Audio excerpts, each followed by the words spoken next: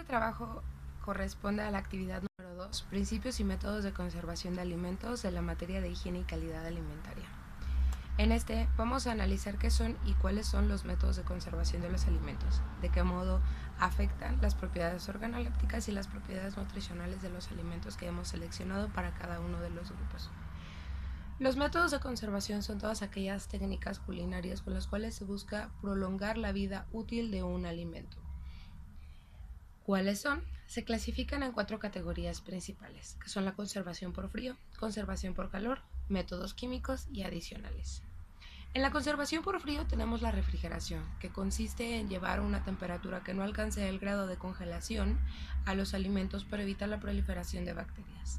Tenemos la congelación, que es el llegar a la temperatura de 0 como mínimo para mantener esta cadena y mantenerla de manera ininterrumpida hasta su consumo final o su proceso final. La ultracongelación es aquella en la que las temperaturas descienden de manera rápida, ya sea por inmersión o irradiación de dicha temperatura. En los métodos de conservación por calor tenemos principalmente el escaldado, que se utiliza en las verduras, en las cuales son sumergidas en agua hirviendo durante un determinado tiempo. La pasteurización es una temperatura que ronda los 80 grados centígrados dependiendo del alimento que se va a tratar por pasteurización, en el cual se eliminan las bacterias, más no las esporas de las bacterias. Y la esterilización a 115 grados centígrados como mínimo, y dependiendo del alimento al cual se va a someter la duración de este tratamiento, se eliminan bacterias y esporas. En los métodos químicos tenemos la salazón, que es uno de los métodos de preservación más antiguos que conocemos hasta el día de hoy, en el cual con la sal se busca extraer la mayor cantidad de humedad del alimento y con esto prolongar su vida. El ahumado es una mezcla entre la secazón y el ahumado, con el cual extraemos y desecamos a la vez. El escabechado es una mezcla de sal y vinagre con la cual buscamos alterar el pH del alimento. La adición del azúcar. Como lo podemos ver en alimentos naturales como la miel, la cantidad de azúcar también puede evitar que proliferen estas bacterias. En otros métodos tenemos la deshidratación, que es una deshidratación controlada del alimento con los mismos fines que la salazón.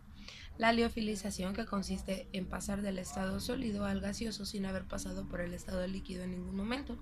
Es un método costoso que generalmente se limita al café y a las leches infantiles.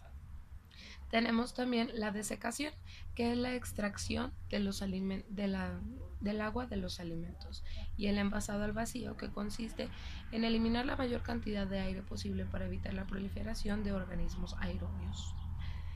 Cada alimento contiene y es dueño de propiedades organolépticas distintas, mientras que en el área de las leguminosas podemos notar que tenemos una mayor cantidad de lipoproteínas y menos de proteínas acuosas.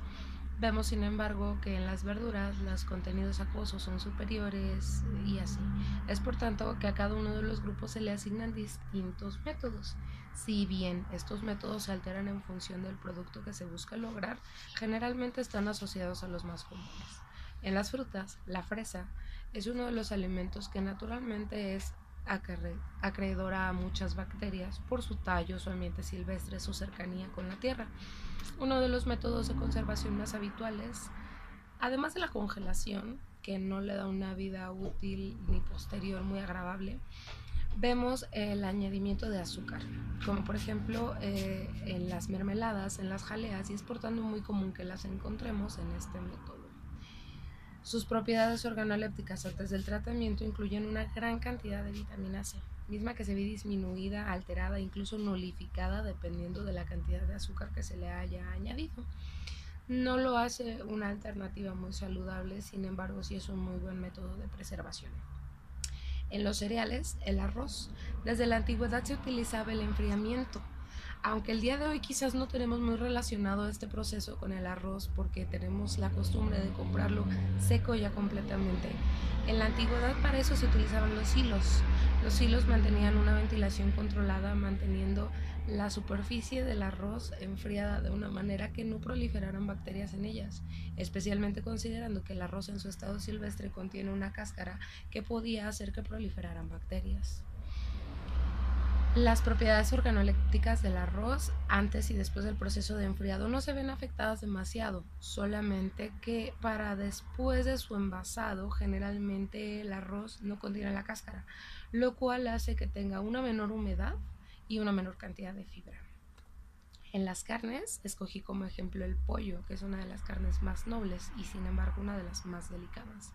Mucho se dice respecto a cómo se debe tratar el pollo, si se debe o no se debe de lavar, si acarrea las bacterias endémicas de las gallinas o de otras aves de corral. Sin embargo, el pollo es uno de los que menos ven afectadas sus propiedades organolépticas.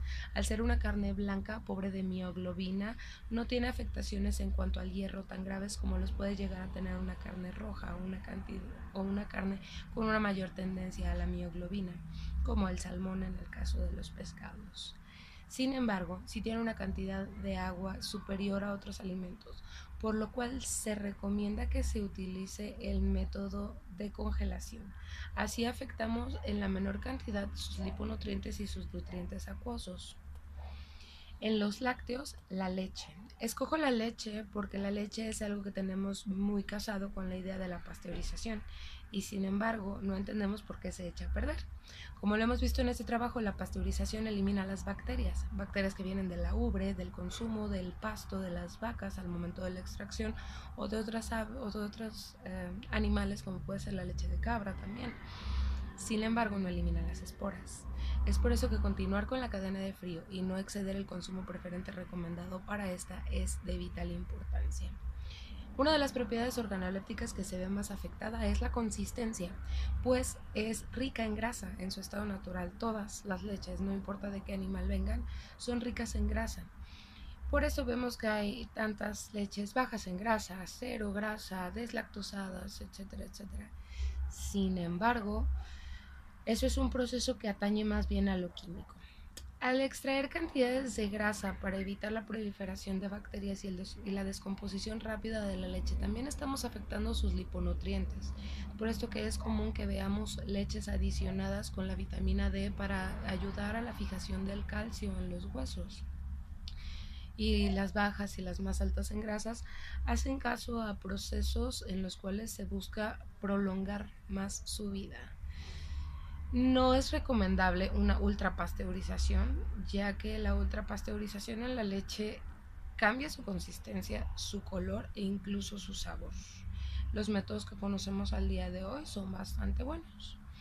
Si bien hemos podido ver que las propiedades organolépticas de los alimentos sí se ven afectadas en favor del método de conservación que se han elegido, tenemos que considerar que estos métodos fueron el resultado de incansables investigaciones, pues en épocas en las que alimentos tan básicos como la leche y todos sus derivados no recibían esta clase de tratamientos, era muy común que una sola vaca creara muchísimos productos. Al combinarse con otras grandes cantidades de leche, se creara una inmensa cantidad de productos que podía ser repartida entre una población y causar una pequeña epidemia. En casos como el arroz, que no es muy dado a ser cultivado aquí en México, sino traído de países como Vietnam o Japón, podemos imaginarnos las consecuencias de los malos tratamientos de conservación en una escala global. Entonces, es imperativo como responsables de la salud y como profesionales de la salud que estemos al día en cuáles son los nuevos métodos de tratamiento y de conservación de los alimentos, haciendo caso también en los adicionamientos y en el balance que estos deben de llevar para que no veamos una pérdida nutricional que afecte al individuo. Gracias.